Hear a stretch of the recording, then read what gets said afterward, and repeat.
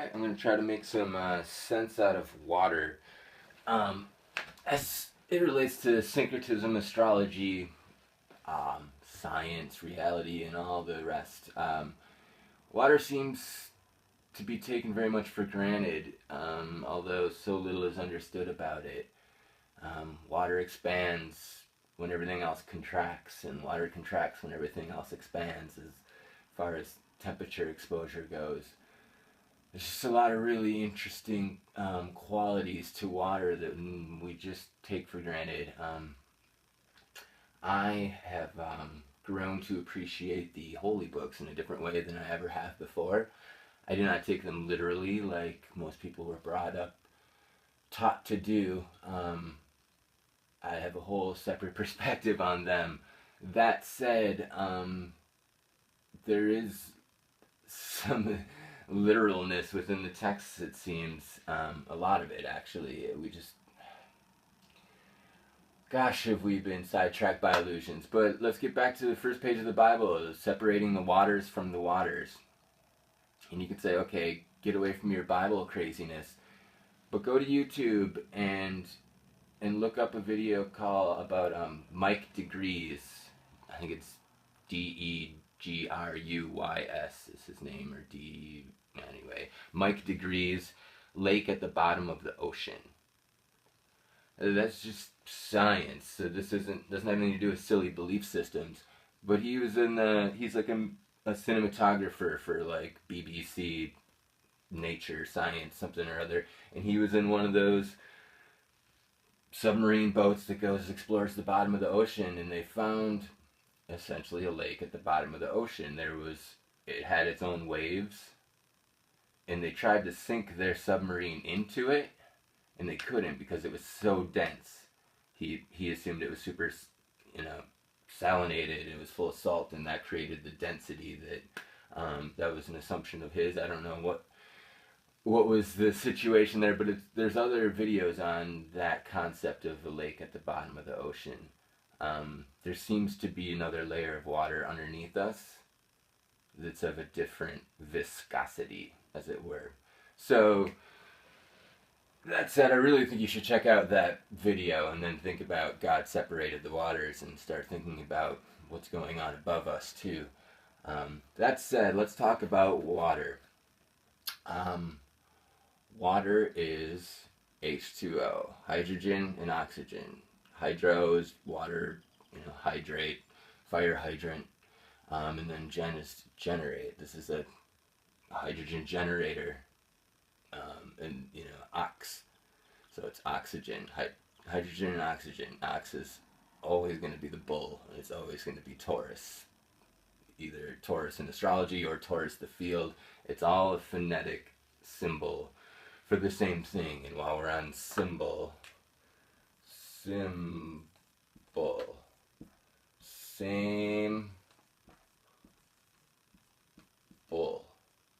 Everything from the atomic to the gigantic universal is a torus field. Everything. Simply everything. Everything is fields, there are no particles. And so every symbol is this. It's the same bull. Doesn't matter what symbol it is. Somehow it's going back to this. This is so incredibly universal, and at some point you will understand what I'm talking about when I say that. But, so,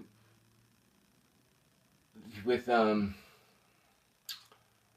water is, in astrology, water is often considered the most powerful of the elements. And water is very soft and sensitive and nurturing and emotional, and that seems a bit counterintuitive. But when you think about it, water stagnates the air, it puts out the fire, and it erodes the earth. It works sometimes more slowly than other times, but it will continue to exert its will upon the other elements. So there's sort of a real world that we can see in the physical reason why water might be considered the most powerful of the elements. Now let's talk about this astrologically. We've got Pisces here, Cancer here, and Scorpio here are the three water signs in astrology. Cancer is cardinal, Scorpio's fixed and Pisces is mutable. Cardinal is it's charged towards action, and it's time to act. Cardinal is an action oriented sign. Fixed, kind of like it sounds, it's fixed. It's stable, stubborn, a bit immovable. And mutable is like it sounds. It's mutable. It mutates. It's changeable. It's transforming. So what we've got here is this is a torus field. It's a cross section of a torus field. It looks like an apple, right? A bull, apple. So phonetics go on and on. This is the plane of inertia, planet of Earth that we live on. This is the North Pole. This is where this is a dielectric plane of inertia. This is dielectricity, and this is the point of inertia within that. This is the plane of inertia of every atom, every magnetic field, every cohesive field of any sort shares an incommensurable center. And what makes this, when talking about water, this is mutable. So this is water mutating as it hits hot cardinal fire Aries. So this is the point where water is, this is a water sign, this is a fire sign. Water and fire are the most mystical of the signs, like M-Y-S-T, mystical. But this is the point where not only are these two mystical energies converging, literally this is when water hits fire and turns to M-I-S-T, mist, or steam. It's the same word inverted phonetically. This is the point where water is mutating into steam and rising, right? Steam rises, mist doesn't necessarily rise, but this is what's happening. And it gets up to the summer months, when we get up to Cancer, cardinal water rains. That's when the rains fall down, cardinal takes action. So it's physically raining, filling the air with water, and putting out whatever fires are below it, and eroding whatever earth is below it. And then as we come through the seasons, that this is the sun's yearly path: spring equinox, summer solstice, fall equinox, the fall of the sun, to the winter solstice. Here in Scorpio we have fixed water, and this is where water fixates. And in the north, this is all northern hemisphere science, in the north it literally freezes oftentimes in Scorpio, and even if it doesn't freeze, it's colder, and so there's not such a temperature inversion creating evaporation and rain. It's just cold and fixed and stable when in the season of Scorpio. And then we get back around through winter and up into spring, and all that snow is evaporating, it's all rising up to the heat of spring and falling back down again. And this all has a lot to do with Jupiter of the Taurus field, because Jupiter rules Pisces and Jupiter exalts in Cancer. So this is the force of Jupiter creating enough force to potentially, this is a cycle of energy. If this doesn't make it back around again in time with the pulse of ether, this cycle of energy starts dying out. As long as this stays alive, in this pulse of this transverse wave that's created from a magnetic pulse here at the center of every atom, and every atom is a torus field. That's the point of this. This is how light, that's getting into light dying off or being able to repropagate. It has to do with lasers and incoherent light, and why one can travel way further than the other. All of these planes of inertia are lined up into cohesion within a laser.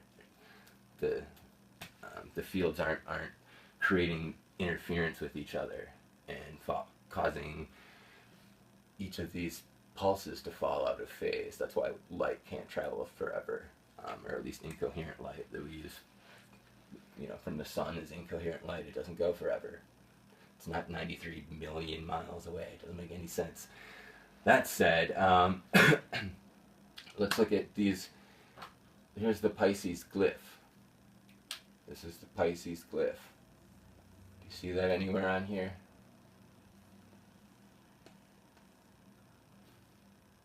That's the Pisces glyph. This is the Aries glyph. Do you see that anywhere on here?